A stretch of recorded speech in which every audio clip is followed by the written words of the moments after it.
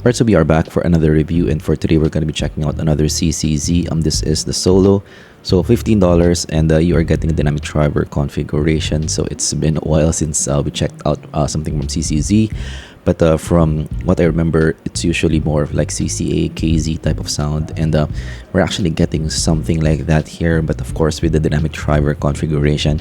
And I believe for $15, this is one of the best bass heads IEMs that you can get. It might be an upgrade as well from the AK6 Pro, and this is what it looks like on the air as well. So it has that maybe silver trims at the side.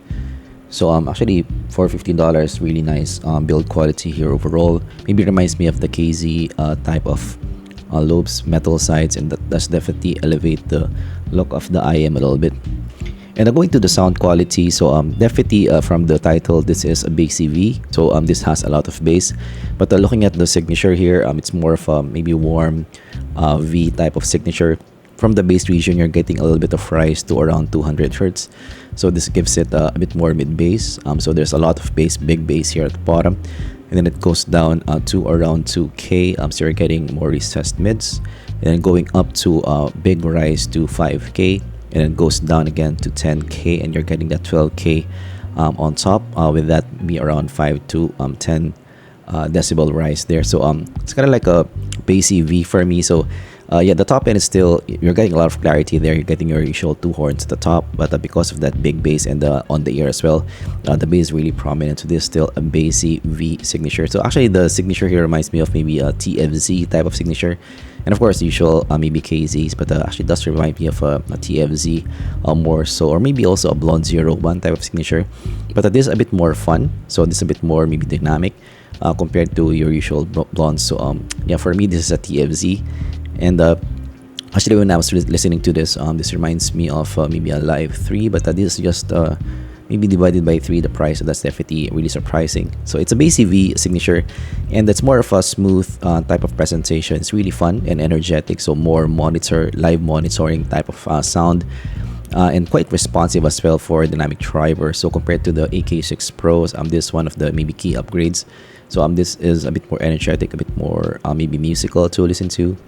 So definitely if you want a more lively maybe presentation, this might be something that you can consider over the AK6 Pros. So going to the bass, this is a big bass and then has some warmth as well. So this is really prominent for me in the whole spectrum. So for listening to some hip-hop tracks, pop tracks, this will just shine for you in the mix, and quite impactful bass as well, and quite fast also. So this is not too bloated of a bass, so this still has a little bit of speed, but still compared to your maybe neutral type of headphones or more maybe clarity focused headphones, the bass there is going to be more tight. This is still your big boomy bass, but just compared to some other maybe bigger basses, like maybe some even TFZs, this is a bit faster in the presentation. Just compared to maybe some blondes, this is a bit faster in the presentation. Again, more of like a TFZ type of style, and definitely some mid bass bleed here, so it's that big of a bass for me. So definitely for bass heads, you will love the listen here. However, one downside is there's some driver flex for some tracks here. So definitely you know, something that's quite common in more bassy IEMs in the price point. Going to mids, definitely it's recessed for me in the mix, but the presentation for me of the mids is still smooth and lush in the presentation. So for some vocal tracks, actually the presentation is more maybe bright vocal presentations. It's still quite clear for me of presentation.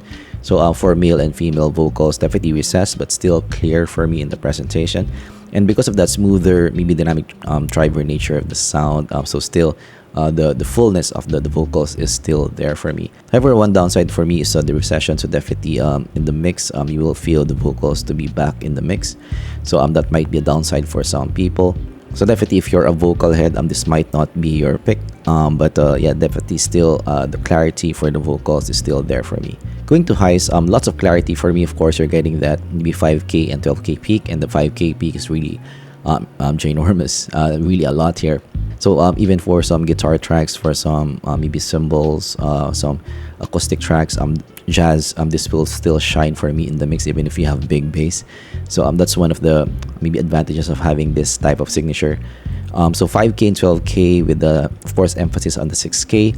So this gives me a lot of shine on top. very energetic presentation. And one advantage of this, since it's a dynamic tri-burst, even if you have the signature, so the top end not being a BA can be a little bit maybe smoother in the presentation. So sometimes this type of signature for BAs, the peak can be a little bit maybe too thin for me of a listen. But here, because this is a dynamic tri-burst, so even if you have these peaks, still has some maybe fullness, some thickness in the cymbals. But I would say one con for me here is the top end can be a bit harsh to listen to. So definitely having that 12K, having that big 6K rise, some tracks have a little bit of hotness for me of a listen. Going to sound stage, this is average stage, so not super big, not super small as well. Going to separation, below average because of the smoother nature of the sound, that dynamic tri-burst sound. The separation is not that black and white. And going to detail, there's a little bit more detail here compared to maybe the AQ6 Pros and some other maybe cheaper dynamic tri-bursts. So that's nice there, but definitely still not a detail monster. And going to tonality, this more in the warmer side of things, more fun side of things. So this is not something that I will use for maybe some referencing. So conclusions here. So yeah, for me personally, for bass, if you're looking for bass and fun, for $15, this is one of the few that I can think of that has this whole package. So you have that maybe TMZ sound for only $15, something like this. You're getting that big bass at the bottom. You're getting that top end, that well-extended top end, and then lots of clarity there for me as well. And you're getting that fun, and you're getting that maybe liveliness in the presentation. So for even some live monitoring, you can use this. So for that whole package, if you're looking for bass and then fun, this is definitely one of the few that I can think of in this price point that has the whole package. Who is this not for? This is not for a neutral head, so the top end here is really elevated for me in the mix, and the mids as well is recessed. So if you're a neutral head, if you're used to having more toned down presentations, you will find this a bit maybe too fun, too musical of a presentation.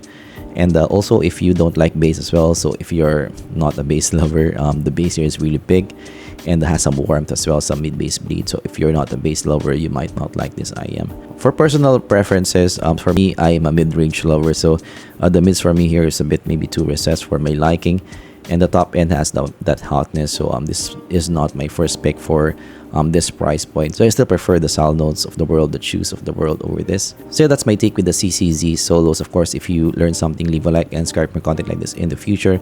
Of course, if you want to get one, use my links down in the description below. If you use that link, it will help out the channel a lot. And of course, what other maybe CCZs or sub $20 dynamic tri-bursts have I missed? So yeah, before my ultimate favorite was the VK4s and of course the Sal Notes and then the Chews of the world, but of course there's a lot more releases nowadays. So what other IEMs have I missed, and what IEMs do you prefer in the sub $20 range? Let me know down in the comments below. Thanks for watching, and I'm gonna see you guys in the next zpolt review. Bye bye.